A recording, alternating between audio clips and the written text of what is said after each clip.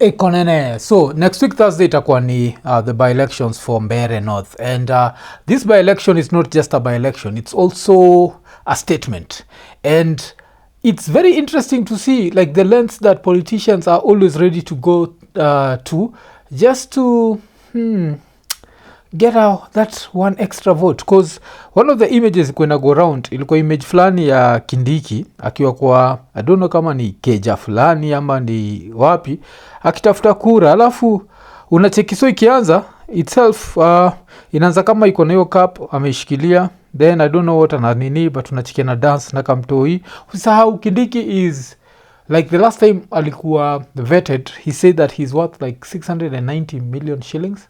And you know this government and the way anyone who works for this government like is a very successful businessman. So mse saizi niko sure iko worth at least 800 million shillings. But cheki jo hiyo chai jo. Unajua chai na place kama hii si chai ati itakuja na maziwa mob. Itakuwa kama maziwa kanachezewa tu juu.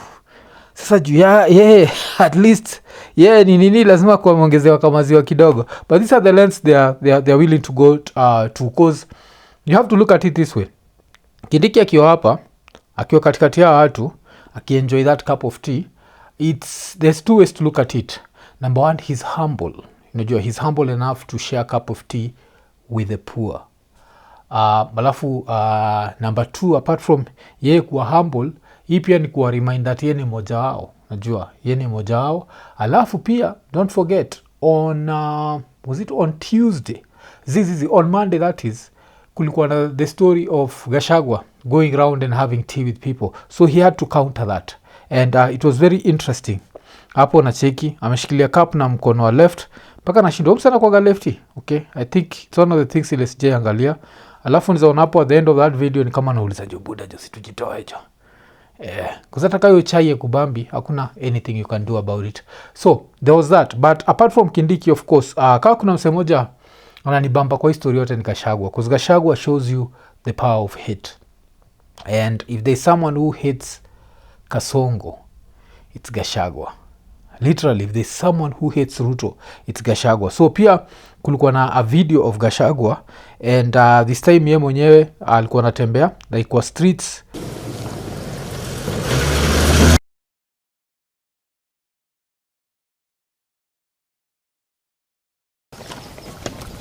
Mambo namna gani hapo? Salama sana.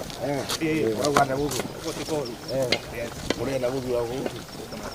Mungu mmoja. Na kutia na kwa. Horo anyu. Mmoja kama hiyo. Kabisa. Ndio. Gogo ndo wanta. Na ukue na nguvu. Mungu mmoja na nguvu. Tuna kalisi. Wenyewe. Huko ni one time. Huko ni one time. Alafu tuna Karisi. Imenikumbusha huo msee nimekuwa nikisoma jina yake kama Karish, but niliambiwa ni Karisi. Yes, nasoma Karisi.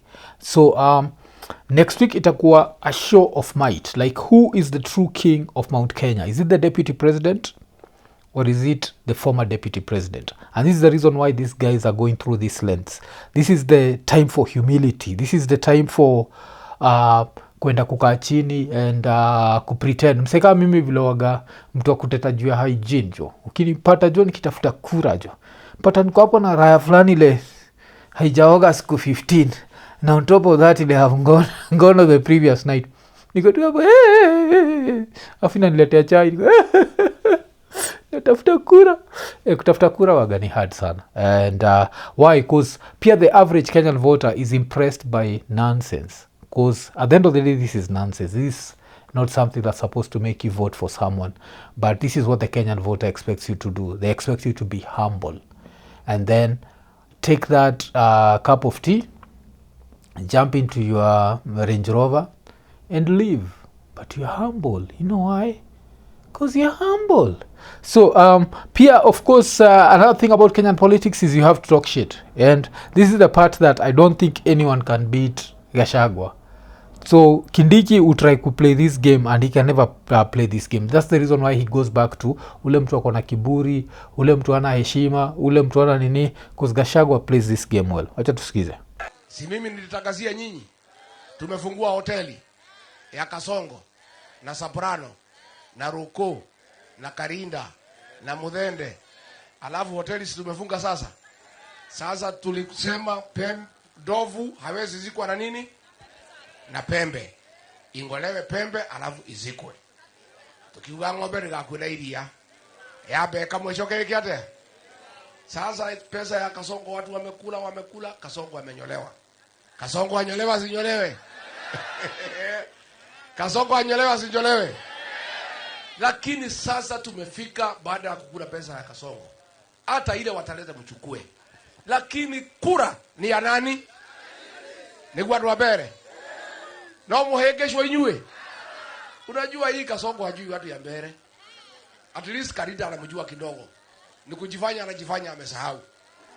Simulimkataa Karinda.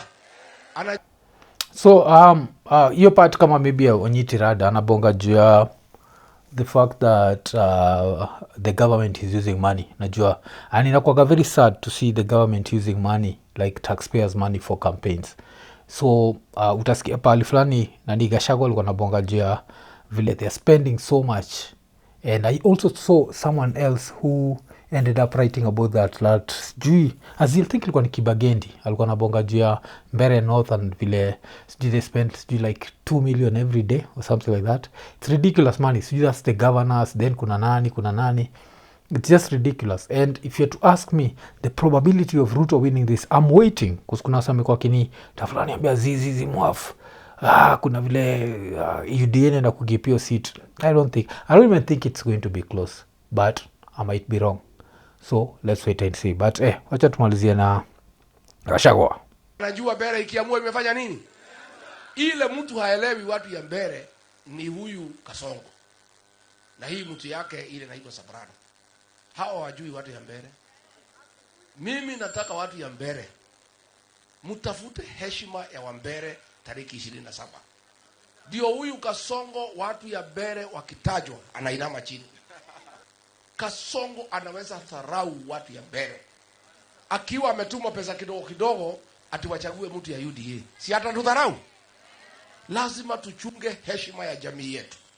Yes, lazima tuchunge heshima ya jamii yetu. So that's what's going to happen. So yes, I'm really looking forward to next week on Thursday because even for me I feel like there's something for me to learn. And talking of elections, kulikuwa na something very interesting. Ilikuwa ni the Star.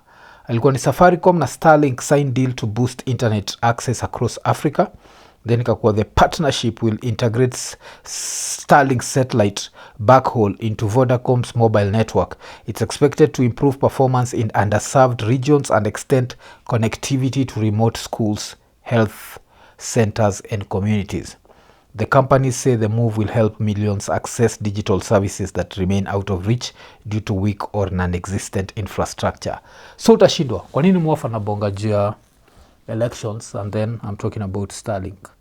If there's one thing that happens in Kenya is during the election period, there's always the nonsense that we are still waiting for the results from this region to come through. Oh, you know, there's no internet there, so someone has to literally drive from, and hiyo time tunachiki tunawekewa kwaya and all that nonsense that happens around elections time. So what I expect from this is if Safaricom is signing this deal in 2025, by 2027 we should not hear this nonsense that there are regions that don't have internet access. People who don't know that the more that results are delayed, the more they are easy to maneuver with, yani play around with. And that's what happened ukiangalia 2007. By 2002, by the time tukonaenda kulala tuko tunajua Kibaki ameshinda. By 2005 referendum tuko tunajua the results. 2007 what happened?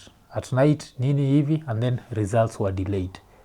Then Tarakaniti happened. So, and since then results nakuwaga delayed for very long, and that shouldn't happen. Nachiki kama juzi I think kulikuwa na election fulani kwa happen states, ila the mayor for New York nini, na kama ushaikaga tu any day ukiwatch American elections you'll notice one thing, waga wanajua the same night. Hii story that we have to wait for 3 alafu claim that it's cause results hazikuwa zimefika. So let's see what this Starlink thing does. Is it going to help results zikuwe faster? Because I always laugh, unajua me as someone who's nimecheck Kenyan elections for some time, I always laugh nikisikia soko hiyo kitu ina happen TZ hizi happen Kenya, Yes, and kona shindo what's happening in TZ, of course it's the amount of deaths zimehappen huko. Baki umecheck out page ya Boniface Mwangi ya Facebook, alikuwa amepost those images, they are disturbing. Of course ni images siwezi share hapa, and utabaki umeona what's happening in TZ.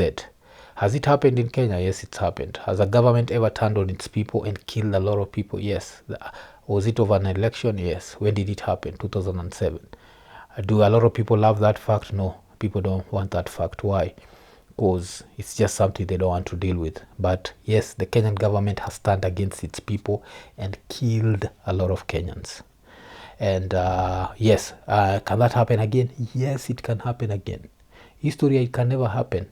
If it happened once, it can happen twice. There's nothing that I can say is different. What watasema social media is different. What happened in TZ? They shut down social media. And this is why it's very important for Samia not to get away with it. If Samia gets away with it, what's going to happen? Uganda, someone is going to get away with it. Alafu after Uganda, what's going to happen? Kenya is next. Na hiyo ndio time watu wengi watalanjo hawajui. A government can turn on its people. Whatever happened in the past 2 years has been happening all along. It's just for a very long time, a lot of people didn't know it was happening. But it's happened. Tanzania, Samia learned from Kenya. Whatever she's doing, Kenya did it first. Unleashing the police on citizens and shooting them. That happened in Kenya first. But sisi tulifanya to this scale. Now Samia amepeleka to the next scale.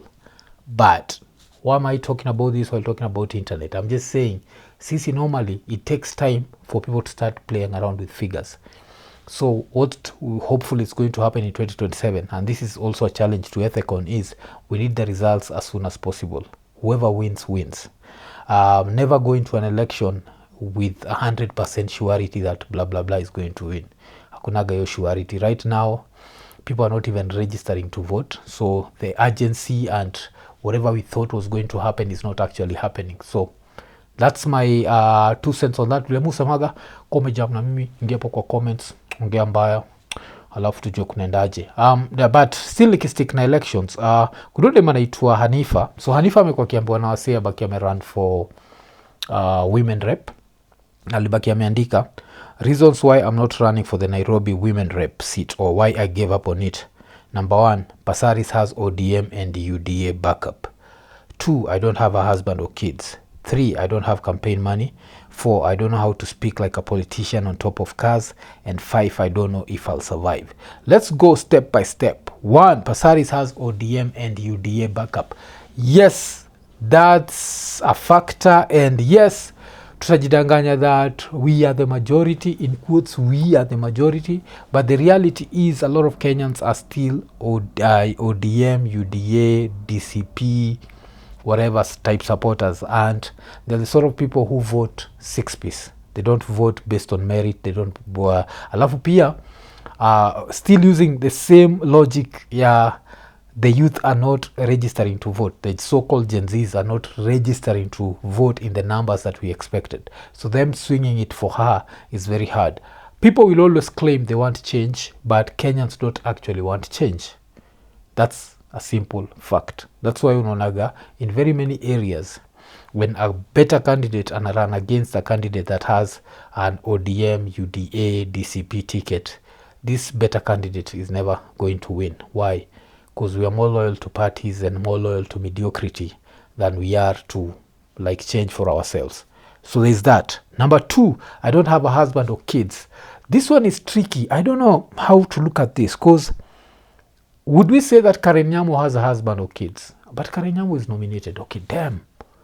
But I think she can go past this. If she was being backed by a big party, I don't think they'd care if she has a husband or kids. I don't think wagejali, because pia angekuwa na kids na ana husband, that can be a whole other factor. So I don't think the number 2 one, I don't think that's a reason. Number 3, I don't have campaign money. Yes, that's true. Why? Because if she decides today that she's going to raise funds, what's going to happen? Atakuwa accused of driving a Prado, and atakuwa accused of using people to get rich. Atakuwa shot down. So she does not have. A lot of people who are claiming they are going to support her, the minute that she starts asking for that money, they'll turn against her.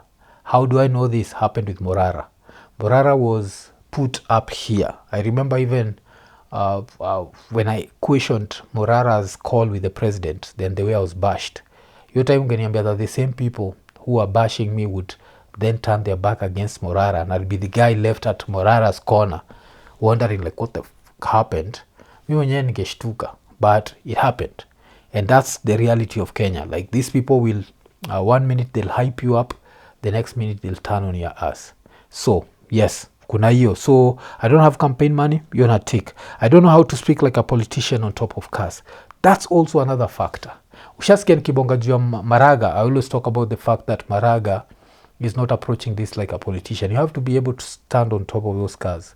You have to be able to shout. You have to, because politics is also an emotional, it's about an emotional connection. No one votes logically. Everyone thinks they vote logically. No one does that. That's the reason why worldwide waseka kina Trump unachiki wanatokea. Ukiangalia in these white countries, the far right inaendelea kwenda juu. Why? Because the emotions is telling them they are losing their countries. Unachikika kuna boy alikuwa anatry kurun for mayor na side za Minnesota. And all that it took to bring him down was a few videos of him campaigning in Somali. And hapo kwa Somali bado kwa crowd kulikuwa na watu wamevaa ile ninja.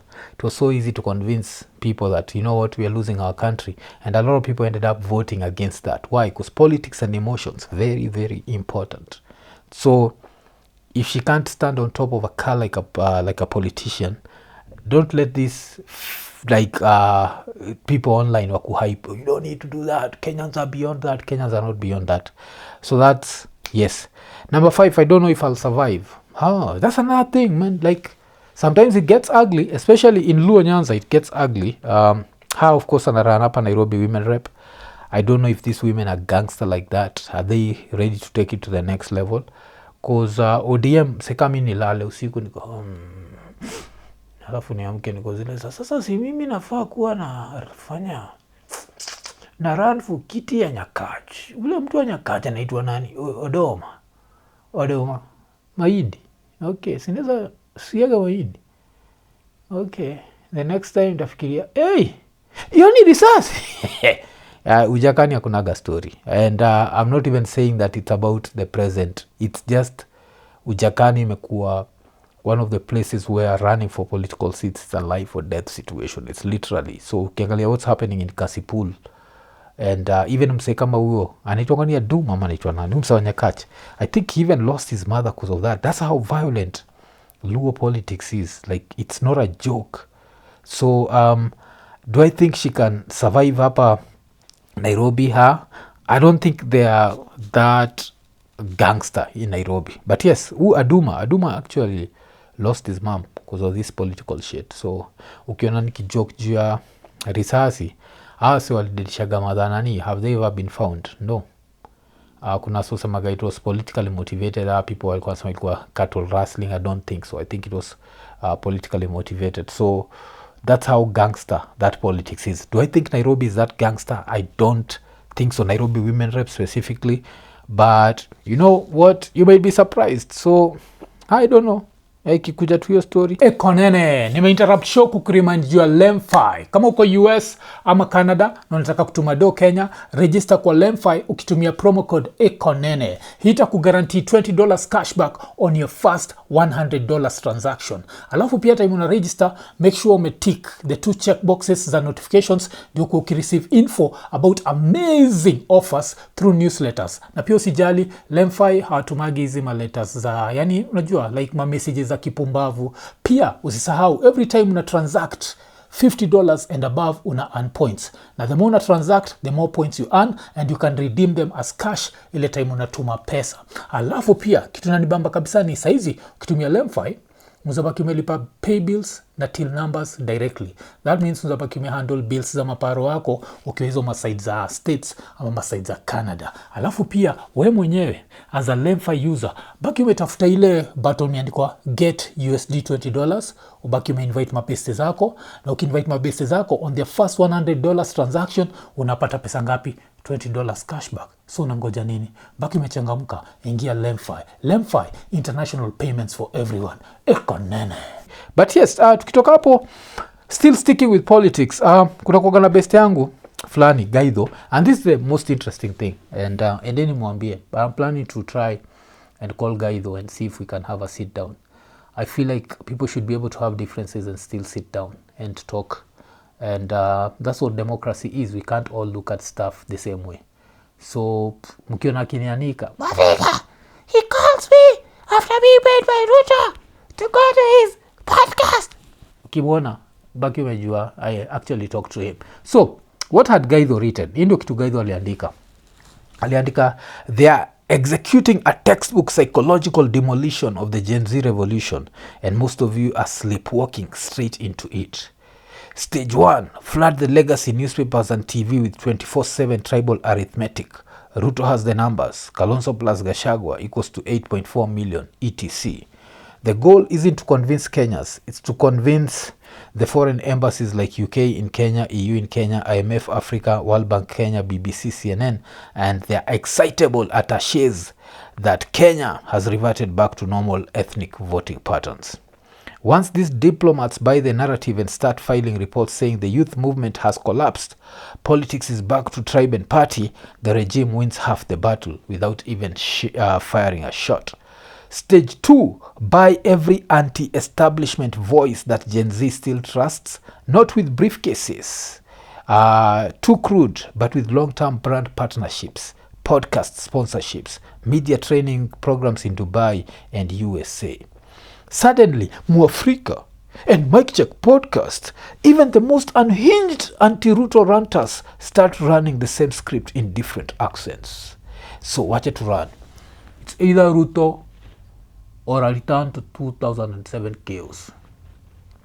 Raila is finished. The rest are tribal warlords. I take different accents. Ruto is corrupt, and that reason is predictable. Then, wacha tuwe kidogo. Gen Z achieved a lot, but we now have to be realistic. Different accents. Ndio, same script in different accents. Okay, shit. My bad. Alafu kaendelea. They never say vote Ruto. They just keep repeating the same, that every alternative is worse until your exhausted brain concludes Ruto is the least bad option. Classic lesser evil reverse psychology weaponized by people you thought were on your side. Stage 3. Wait for the Anglican in Kenya cases. Hizo ma church. The same bishops who collected land cruisers in 2002 will soon be on pulpits warning that voting for no one is voting for the devil, and that God has given us a leader we don't deserve but need.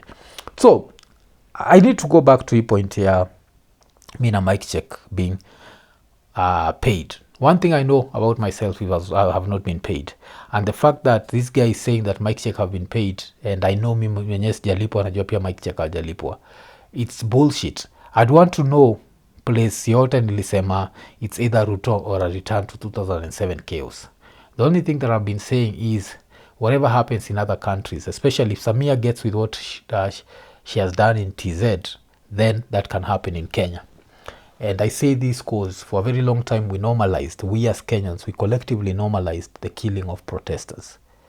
And especially protesters who are protesting after elections. We normalized that, and it became a very normal thing. So with that in mind, if other presidents have done it, even Ruto can do it. Oh, if it was not wrong during their time, then maybe it's not wrong during his time. You see the logic? You see why you should never side with what is it called, injustice? Because people, when you're on the winning side, it's always like, fuck them. But as soon as you find yourself on neutral grounds, that's when you find that we should always fight for justice. And we should never, because for a very long time, people used to say, protesters are such a dead issue. Then what happened when the Gen Z protest happened? That's when the reality sank in. That damn, Rex Masai was shot for no reason. Damn, Sabasaba ikakuja this year, I think ilikuwa ni 41 people. June 25th, I think it was like 67 people. That's when I was like, oh, damn, it's happening. Then you're like, go back to 2023, wasokiweka sufuria kwa kichwa. It was 65 people, I think 75 people. These things have been happening. And they can continue happening. Why? Because we normalized it. We normalized it. From 2007, we normalized it. We said it's okay to shoot someone who goes against the government. You know why? Because they are disrupting business. We are the business community. Yes, Nairobi has to keep moving. Nairobi can't come to a standstill. We have businesses to run. Look at what happened during like the Gen Z protests hii mwaka. One of the things that happened is walibaki wameunleash. Was it Sakaja alikuwa nalosewa Igwe, Sakaja Igwe. Nini? Ulicheki when they were warning people, what were they talking about? They were talking about business. Musikuja kuharibia watu biashara. Sisi ndio gunzi. Musikoje. Yeah, kujeni tutapatana na nyinyi. Why? That business shit started. It just had a different accent the other time. The other time the business community ilikuwa hautatuharibia biashara. Watu wakae jibani na waache ujinga. Ukikuja hapa tunamenyana. The business community, it just evolves, man. That's that Kenyan bullshit. So you can't turn around and say that anything has changed. Najua the more shit changes, the more it remains the same. So I think hapo nimebonga. I don't know kama kina Chaksi wata-addressi, because I think how ignoiki nani Gaidho, but mi na Gaidho we go into the bush pamoja tu. Iko nene. We wrestle in the mud. So I can dismiss this bullshit of people have been paid. But let me continue with the Nini. The end game is simple. Make the tribeless, partyless, leaderless Gen Z ethos look like a cute but immature face that Kenya has outgrown. Make you feel isolated, outnumbered, and foolish for still believing change is possible outside the old ethnic cages.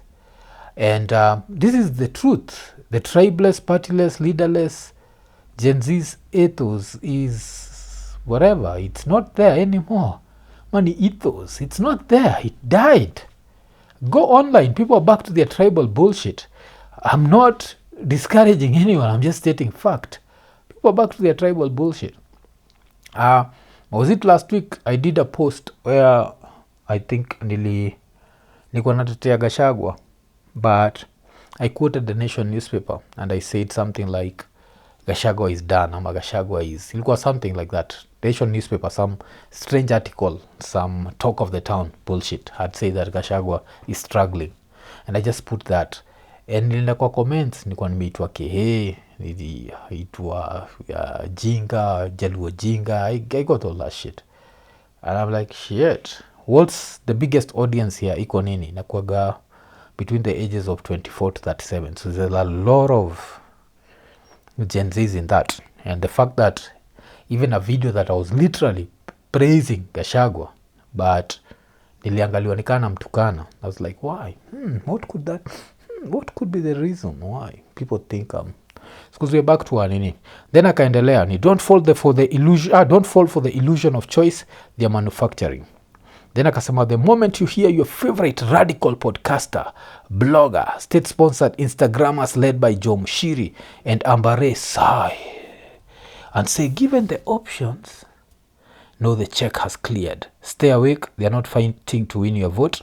They are fighting to kill your imagination. Then wakabaki wameseti the 2027 epic race, Ruto numbers against Kalonzo and Gachagua. So, as I finish up on this, I need to say this. Tribal politics is a reality in this country. It's something that we can't run away from. That's why for me, even as someone who looks at politics and whatever is happening, I've stated hapa, like even next week I expect Gachagua to win. I'm a Gachagua's candidate to win. The reason why I expect that is because we are still tribal, and right now the de facto gamer leader is Gachagua, not Kindiki, and not Ruto, of course. So I expect that to happen. And it's going to take some time before we move away from that. That's the reason why a lot of people who are mad at what this guy said, and Dennis on Sarigo alisema kwa iko Nini podcast, akisema that Kibaki had an opportunity to stop this nonsense and decided not to stop it. That's the reality. You might hate the message, but the message is real. At some point, this country was so united, and people, the whole country was so united, and then a cabinet was formed, and then that cabinet did not reflect the face of the unity, and then the country went back to when Mjaka, when Msapere, when Mkale, when what, and we've never recovered. Will we ever recover? I don't know. It's going to take a very interesting president one day to make that happen. But in the meantime, we're back to tribal politics. In the meantime, I can guarantee you Central Province is going to vote along on the side of Gachagua. I can guarantee you now akina North Rift zita vote along the side of Ruto. And then the rest pia ita depend. The Luos are going to see which party is going to favor Luos. The Kisis are going to see which party. Nini. Kisis are most probably going to vote where Matiang'i is voting. That's just the reality of Kenyan politics. If you want to lie to yourself that things changed last year, things have not changed. Najua, we tried, but we were beaten into submission. Is this me making you give up? I don't understand why people make other people give up. Never give up. Never listen to doubters. If you believe in yourself, just do your thing. So, hopefully, tribal politics is over. But, I don't know. Jiachilia hapo kwa comments, niambie, is tribal politics over? Am I full of shit? And yeah, I mean, I respect a different opinion. I might not agree with it, but I respect it. So, jiachilia hapo. Eko nene.